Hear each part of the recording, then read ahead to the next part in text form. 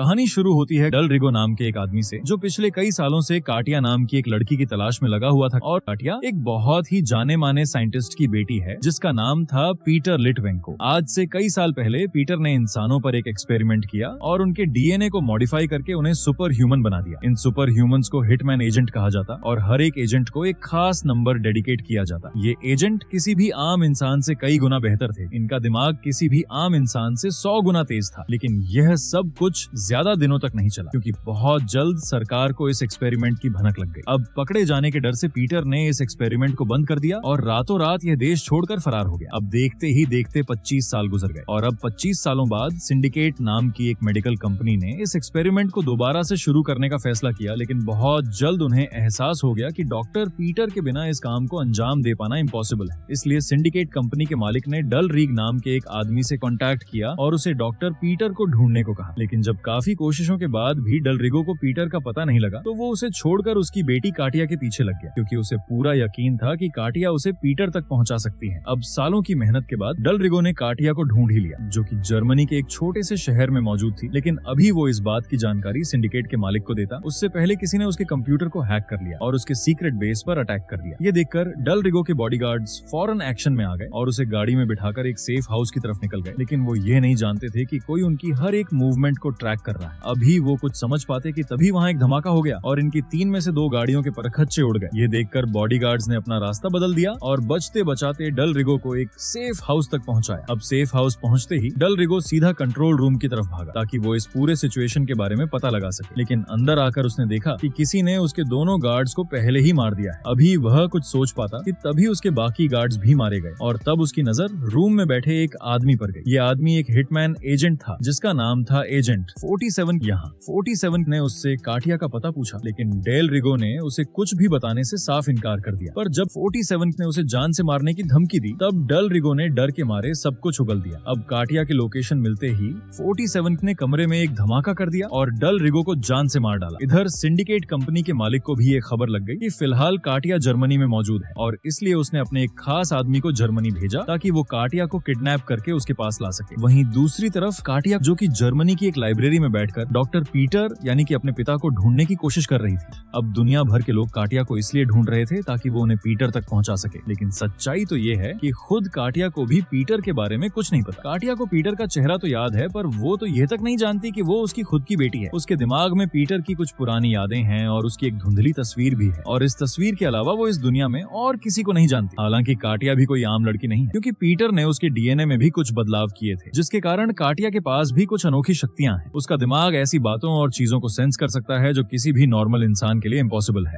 अगर आसान शब्दों में कहे तो काटिया के पास टेलीकिनेसिस की शक्तियां हैं, जिससे वो अपने आसपास हो रही चीजों को सेंस कर सकती है और किसी भी चीज को छूकर उसके पास्ट और फ्यूचर का अंदाजा लगा सकती है। अब इधर 47 जर्मनी पहुंच गया और काटिया की फोटो को जर्मनी के डेटाबेस में डालकर उसकी पूरी कुंडली निकाल ली। अब काटिया का ड्रेस मिलते ही 47 ने अपना सारा सामान इकट्ठा किया और फौरन उसके घर की ओर निकल गया। इधर जब काटिया नींद में होती है तो उसे अपने आसपास खतरे का आभास होता है। वो सपने में 47 को देखती है जो तेजी से उसकी तरफ चला आ रहा था। ये देखते ही वो फौरन जाग उठी और कुछ जरूरी सामान को अपने पर्स में डालकर बिल्डिंग की खिड़की से भाग निकली। इधर जब 47 काटिया के कमरे में पहुंचा तो उसे वहां कोई नहीं मिला, लेकिन तभी उसे एक मैप दिखाई दिया और इस मैप को पढ़कर वो समझ गया कि जरूर काटिया रेलवे स्टेशन पर गई है। इधर स्टेशन पर काटिया की मुलाकात सिंडिकेट एजेंट जॉन से होती है, जो उसकी तरफ मदद का हाथ बढ़ाता है। ये वही एजेंट था जिसे सिंडिकेट कंपनी के मालिक ने काटिया को किडनैप करने भेजा था। यहाँ जॉन काटिया से कहता है कि तुम जिस आदमी से बचकर भाग रही हो वो इतनी आसानी से तुम्हारा पीछा नहीं छोड़ेगा, लेकिन अगर तुम चाहो तो मैं तुम्हें 47 से बचा लूंगा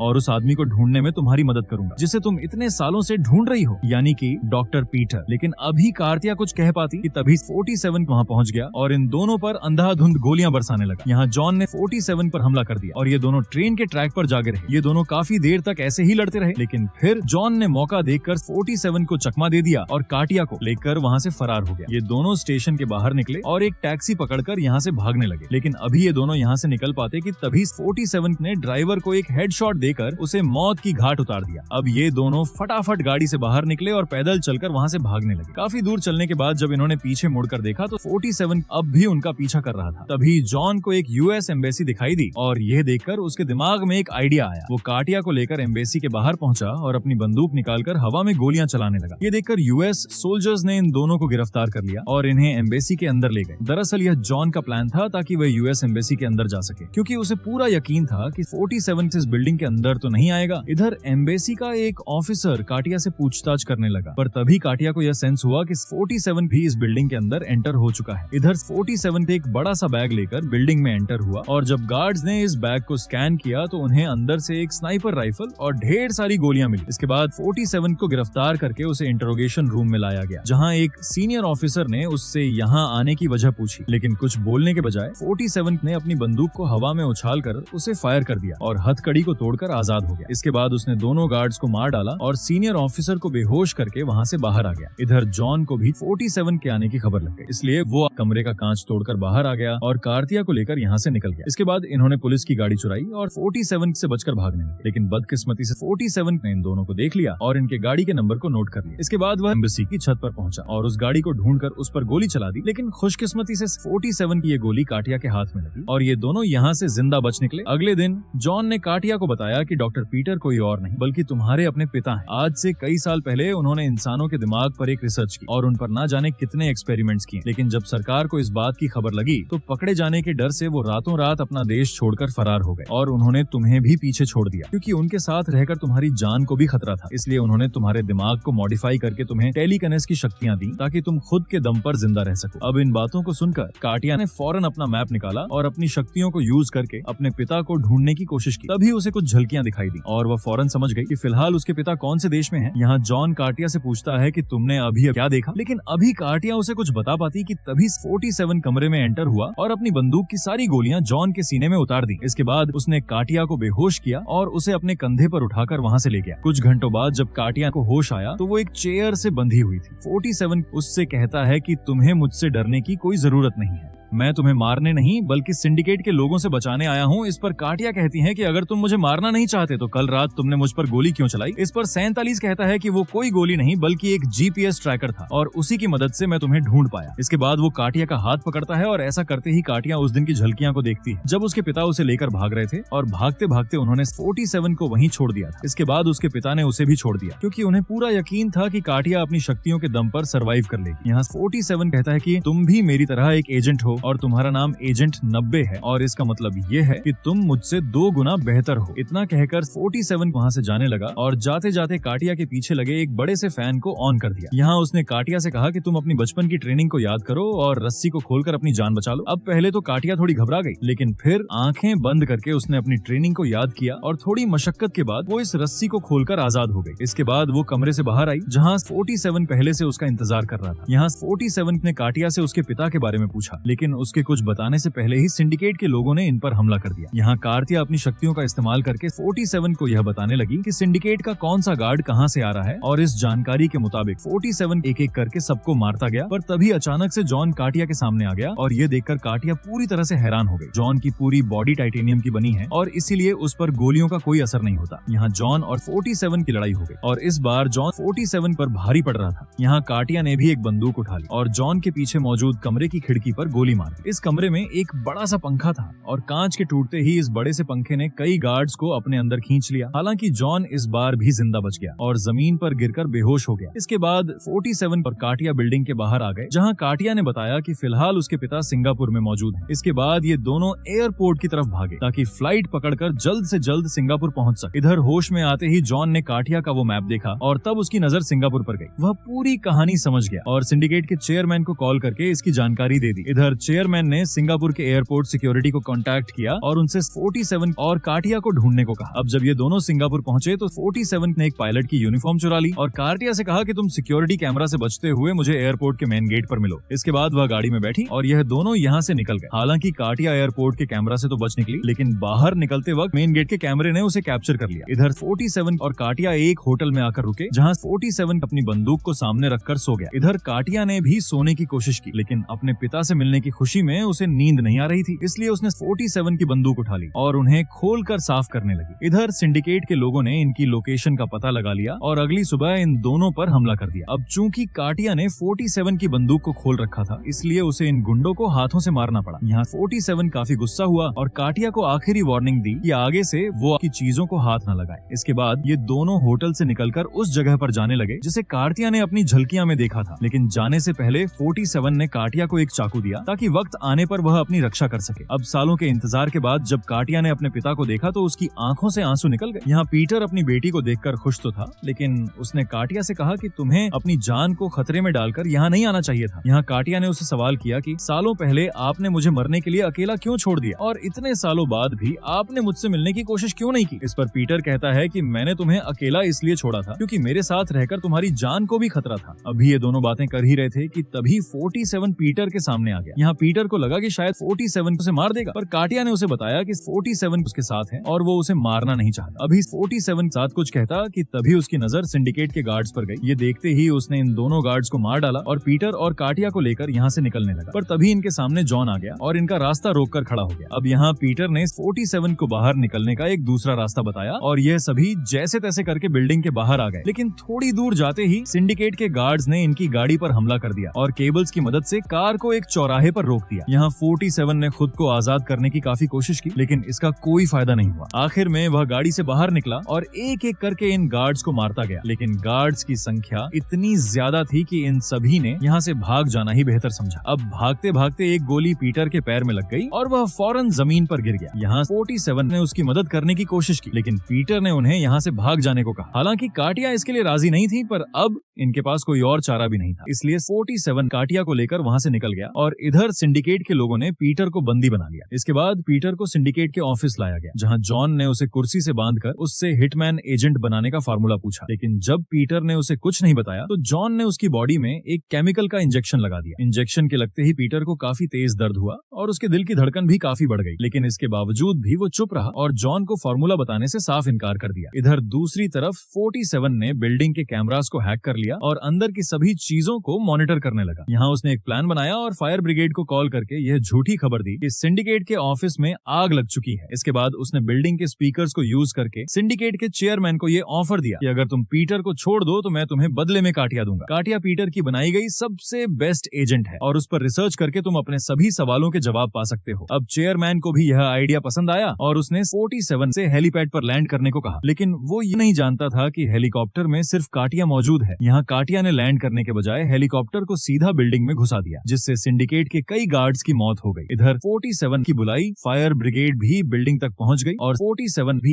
एक फायर फाइटर बनकर एंटर हो गया। इधर काटिया भी अपने हिटमैन मोड में आ गई और एक एक करके सभी गार्ड्स को मारती गई। ये देखकर जॉन और बाकी गार्ड्स ने चेयरमैन को एक सेफ कमरे में पहुंचाया, लेकिन अपना 47 तो यहाँ पहले से मौजूद था। उसने जॉन को देखते ही उस पर गोली चला दी और यहाँ इन दोनों के बीच लड़ाई शुरू हो गई। अब चूंकि जॉन पर गोलियों का असर नहीं हो रहा था, इसलिए 47 ने उसे एक इलेक्ट्रिक वायर से बांध दिया और बिल्डिंग की सारी बिजली उसकी बॉडी से गुजार दी। आखिरकार यह तरकीब काम कर गई और फाइनली जॉन का अंत हो गया। अब इधर कंपनी का चेयरमैन पीटर को लेकर यहाँ से भागने लगा और यह देखकर 47 और काटिया भी उसका पीछा करने लगे। यहाँ गार्ड्स ने इन्हें रोकने की काफी कोशिश की, लेकिन ये दोनों एक एक करके सबको मारते गए। पर जब तक ये दोनों ऊपर पहुंचे तब तक चेयरमैन पीटर को लेकर यहाँ से उड़ चुका था। यहाँ चेयरमैन ने पीटर से कहा कि वह बहुत जल्द वापस आएगा और काटिया को ढूंढकर इस एजेंट प्रोग्राम को दोबारा शुरू करेगा। अब यह सुनकर पीटर काफी परेशान हो गया और अपनी बेटी को बचाने के लिए एक फैसला लिया। उसने अपनी जेब से एक अस्थमा का पंप निकाला, जो कि असल में एक बॉम्ब था। पीटर ने काटिया को आखिरी बार गुड बाय बोला और बिना कुछ सोचे इस बटन को दबा दिया। ऐसा करते ही हेलीकॉप्टर में जोरदार धमाका हो गया और चेयरमैन के साथ साथ पीटर भी मारा गया। अब यह देखकर काटिया पूरी तरह से टूट गई, क्योंकि जिस पिता को वो इतने सालों से ढूंढ रही थी वो उसकी आंखों के सामने जलकर खाक हो गया। पीटर ने ऐसा इसलिए किया ताकि काटिया की जान बची रहे और हिटमैन प्रोजेक्ट दोबारा से शुरू ना हो सके। तभी 47 की बॉस ने उसे कॉल किया और इस प्रोजेक्ट को जड़ से खत्म करने के लिए काटिया को जान से मारने का हुक्म दिया। 47 का असली मिशन तो पीटर को मारना था और इसी ने उसकी जेब में वो पंप डाला था। हालांकि 47 ने काटिया को मारने से इनकार कर दिया, क्योंकि उसने पीटर से वादा किया था कि वह काटिया की रक्षा करेगा। इसलिए उसने अपने फोन को बिल्डिंग से नीचे फेंक दिया और इसी के साथ ये शानदार मूवी यहाँ पर एंड हो गई।